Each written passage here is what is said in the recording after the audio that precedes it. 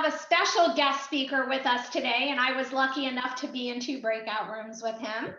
Please welcome Sandy McDonald, Director of the Office of Economic and Small Business Development at Broward County.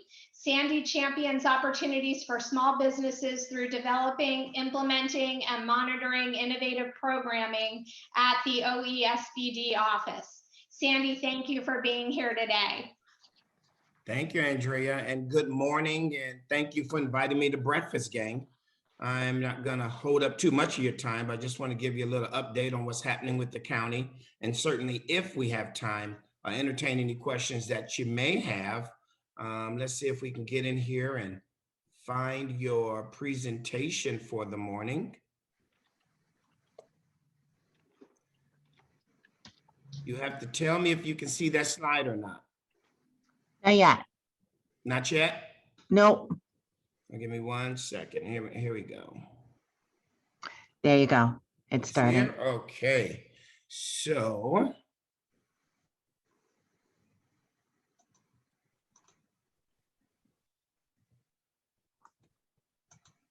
again, that's me. Don't need to go through that, but you can have my phone number in case you need it. Give me a shout, and that's my email. And I'm sure you know, but this is about our office, and we are a small business focused office. We certainly work with more than just small businesses. Focus, you know, the county has a small business program. So in case you didn't know, the county has an ordinance. At least 25% of what we buy from goods, materials, and services throughout all county agencies, we try to buy from local certified businesses. So if you didn't know, definitely reach out to my office, learn more about the small business program so we can see if your good, material, or service that you provide in your regular course of your day is something the county's procuring.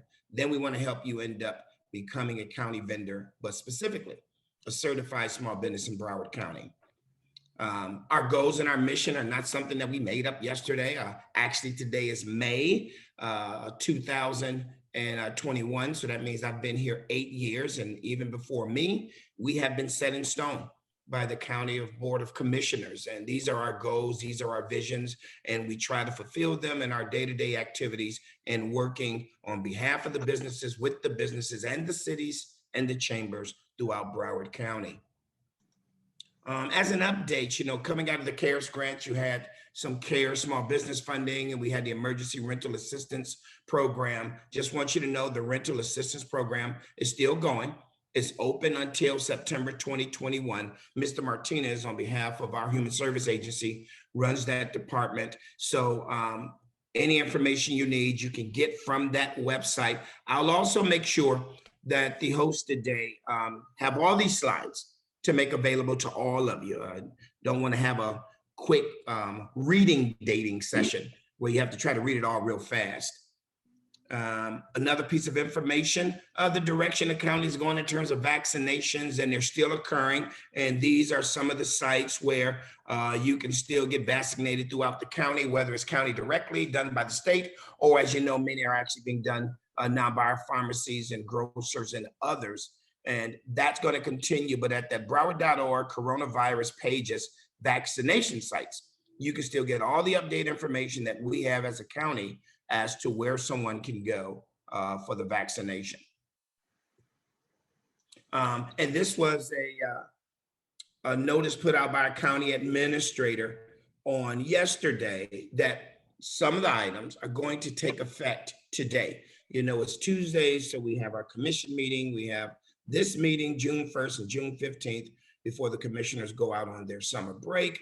But effective today, Tuesday, May 18th, the county administrator is changing the policy to recommend employees and visitors wear facial coverings and maintain social distancing while indoors on county property. And all you know, prior to today, that was a requirement in the county buildings and the facilities. So this is also going to be discussed a little bit today, and any more relaxation or any more adjustments that will be made today at the commission meetings. And of course, like all of you, based on what we heard last week from the CDC, that's prompting this most recent release. So again, we'll probably have a few things on that later today. But a quick update on some of the federal funding that we were aiding and providing technical assistance to our small business community. Technically, the Paycheck Protection Program, the core funds are officially gone. As of last Thursday, we had our meeting with the SBA. The core funds are officially gone. The reason why we say it's 14 days remaining, because remember, it was supposed to be gone it was supposed to be open until May 31st.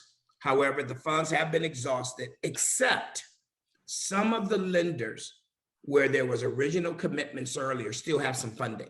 Some of the CDFIs, Community Development Financial Institutions, some of the Minority Depository Institution, some of those groups still have some of their funding left because they were carved out in the beginning to try to help more women, minority, and the smallest of the small businesses. So we're just encouraging folks to certainly go to the SBA.gov lender match site, and it will at least tell you which of those lenders potentially still have dollars left. But for the overall message, the PPP has actually ended, minus some of those lenders still having a few dollars to share. The Shuttered Venue Operators Grant is still open, and it still has dollars available for those in the shutter venue. Another update, the Economic Injury Disaster Loan is still available. That's the EIDL, or the EIDL, as folks call it. And a lot of businesses found out during this crisis that the EIDL was a great opportunity. With or without PPP, the thing about EIDL is that you are actually getting a loan. It was not a grant. It does have to be paid back. But a lot of my small businesses got that $17,000, $25,000, $35,000 loan, but we're given 25 and 30 years to pay it back. So that created opportunities for some of them to move forward with what would be considered an affordable loan in rate. And also recognizing that they were also building a history with the SBA and that specific lender by making those payments on time and creating that relationship. So EIDL, or EIDL, is still available. And the Restaurant Revitalization Fund, which really just got started at the beginning of April, actually was quite successful based on the SBA meeting we had last week. And the only portions of those funds that are still accepting applications is for businesses with under 50,000 in pre-pandemic revenue. This initiative, when it first came out, was for all businesses in the restaurants, the catering, the pubs, the lounges, the bars, the food trucks, the food cart.